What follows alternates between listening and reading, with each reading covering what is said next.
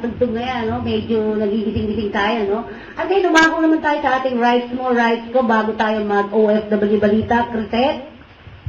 Isa pang garantiya upang makapag-deploy ng mga OFWs ang ating pamahalaan. Sa mga bansang mayroong umiiral na panggawa at panlipunang batas ng nagsasaalang-alang sa mga karapatan ng mga migranteng manggagawa. Sa mga bansa na lumagda sa mga kasunduan ng iba't ibang pamahalaan, deklarasyon o resolusyon na may kaugnayan sa proteksyon ng mga migranteng manggagawa. Gumagawa ito ng mga positibo at konkretong hakbang upang maproteksyonan ang mga karapatan ng mga migranteng manggagawa.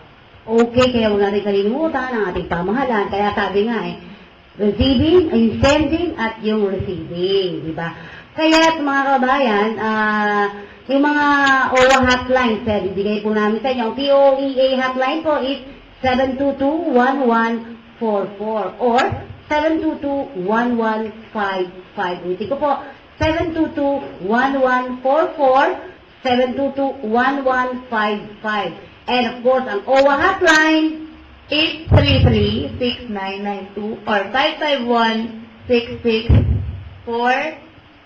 Yan, 664, 833-6992 or 551-664 para natatandaan nila. Ha? Okay. At ngayon, dumako naman tayo sa ating OFW balita. Sandali-sandali lamang po. At naku, napakaraming mga balitang OFW sa araw na ito. Ayan. Una na po doon yung isang babae ang nahuli matapos na mag-recruit at mangako ng magandang trabaho sa labas ng bansa. At sa wakas ay nahuli na ng mga pulis matapos ang 4 na taong paghahanap. 4 years after eluding arrest on charges of large-scale illegal recruitment amounting to economic sabotage. Si Rosalie Guerrero ng barangay Toboy, Asingan, Pangasinan ay nahuli ng mga operatiba ng Criminal Investigation and Detection Group sa Binalonan, Pangasinan. At sa mga ilang balita pa natin, ito napakaganda pong balita ito. Overseas Filipino workers, maaari nang makakuha ng tama at sapat na impormasyon hinggil sa pabahay sa pag-ibig. Well, programang pautang ng pag-ibig bago po kayo sumakay ng eroplano. Ang Pag-ibig Fund and the Manila International Airport Authority o MIA ay nagkaroon ng formal na pirmahan. Ito yung Memorandum of Agreement upang magkaroon ng information center sa Pag-ibig Overseas Program sa mga OFW. Ito po ay nasa launch ng Ninoy Aquino International Airport. Ito yung NAIA Terminal 1. So, meron na po mga information dyan. So, bago kayo sumakay po ng aeroplano, pwede na kayong magtanong. O baka pwede na mag-apply din dun, no? At malalaman niyo maraming iba't ibang mga information ang pwede ibigay sa inyo kung nais niyo talaga mag-avail ng mga ng loan ninyo. O kaya itong housing na tinatawag natin. Well, para sa mga ilang balita pa natin, ayon sa TUCT o Trade Union Congress of the Philippines, bumaba na po yung mahalaking bilang ng Pinoy domestic service na lumalabas sa bansa. Ayon kay TUCT spokesperson Alex Aguilar, we consider this as a positive trend.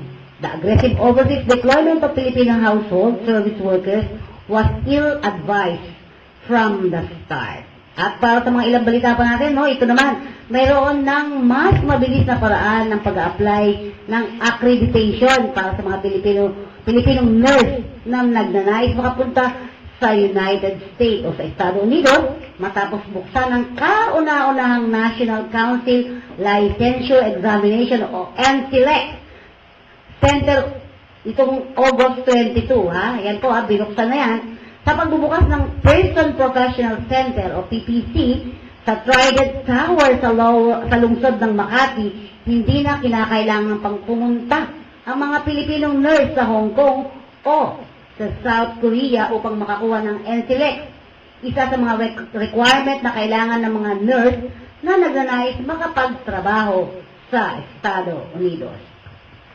Ayan. Susunod naman po nating balita. Ibinalita ni European Commission noong nakaraang August 22 na 16 na mag-aaral na Pilipino ang napili upang makatanggap ng Erasmus Mundus Scholarship para sa taong 2007 to 2008. Ayon kay Ambassador Alistair MacDonald, head of the delegation of the European Commission, dito sa Maynila na lamang ay may 16 na estudyanteng napili at kabilang sa 1,825 na mag-aaral sa buong mundo ang makakakuha ng scholarship para sa nasabing taon. Sinabi din nito na 63 o 63 Filipinos na ang nakatanggap nito mula pa noong unang taon nila noong 2004-2005. Yan. Sinabi din, ito ay budget na tinatayang 190 million euros bawat taon at 90% nito ay mapupunta sa mga scholars. Ang programa ay nagbibigay ng EU-funded scholarship para sa mga third country national na nakilahok sa Erasmus Master Courses, pati na sa mga EU citizens na nag-aaral sa kanilang mga partner universities sa buong mundo. At para sa ilang mga balita pa, ito maganda to ha, galing po ito ng DOLE. Sinabi ng Department of Labor and Employment o DOLE noong August 22 na mayroon ng mga pamantayan na gagawin upang mapigilan ng illegal recruitment sa Internet. Ayon kay Labor and Employment Secretary Arturo Brion, ang Philippine Overseas and Employment Administration ay pinahihintulutan lamang ang mga lisensyadong ahensya at legitimate representatives nito na mag-post at mag-recruit ng mga Pilipinong manggagawa sa Internet. Ayon pa kay Brion, POA Governing Board sa pamamagitan ng Resolution Number 6 Series of 2007, binigyan lamang nila ng otoridad ang mga recruitment agencies at ang kanilang mga legitimate representative na nakarehistro sa POEA bilang paraan ng pagpigil ng illegal recruitment sa Internet. Ang mga online recruitment scams na hinihinga ng kanilang mga aplikante ng pera ay kadalasang uri po ng panluloko. Dagdag pa ni Brion sa kanilang babala sa mga manggagawang Pilipino na nais ibang bansa. Sa mga lehitimong website na lamang kayo magpunta upang hindi maging biktima ng ganitong mga uri ng panloloko. At may isang balita pa tayo. Ito, maganda to. Ang artikulong ito, nagpapakita ito ng pagkakatulan ng nagiging problema ng mga Indonesian na nagtatrabaho bilang maid at mga pagtrato sa mga Pilipinang domestic helper sa ibang bansa. Nagpalabas ang Indonesia ng tinatayang 2.5 million na domestic helper sa ilang mga bansa sa Asia at Middle East. Ang iba sa kanila ay nagpapalabas o napapalabas kahit sa edad na 12. Wow! Ilan sa kanila ay tinatrato ng mabuti ng kanilang mga amo, samantalang ang iba naman ay inaabuso at nananatiling miserableng pamumuhay kasama ang kanilang mga amo. Ang mga kababaihan ay tumatanggap lamang ng 100 kada buwan, $100 kada buwan. Ngunit sa kabuang pinapadala ng mga ito ay tinatayang 5.4 billion sa loob ng isang taon. Sa kanilang bansa yan, ha? Sa kanilang paghahanap buhay sa ibang bansa, kadalasan nilang nararanasan ang hindi maprotektahan ng batas na nagdadala sa mga kababaihang ito sa exploitation. Sa isang paaralan para sa mga maid, malapit sa Jakarta, Indonesia, ginagawa ng mga kababaihan ang una nilang hakbang upang makaahon sa kahirapan. Yan ha? Subalit ang kanilang pakikipagsapalaran ay nauuwi sa Terminal 3, isang terminal ng Jakarta International Airport para sa pauwiing migrant workers sa kanilang bansa. Karaniwan sa mga kababaihang ito ay umuwi ng hindi man lamang nasusweldohan. Isa pong kaso, 20 taong gulang na babaeng na italang hindi binabanggit ang kanyang pangalan upang protektahan natin. Ang nagtatrabaho sa Kuwait, sinabi niya na siya'y pinagsamantalahan ng kanyang among lalaki. Pati ng anak nito, mayroong pang 20 kasambahay na italang napatay ng kanilang mga amo.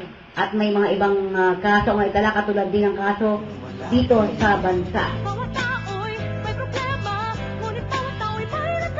Magsikap ka, magsama-sama, lahat ng iya'y may lunas.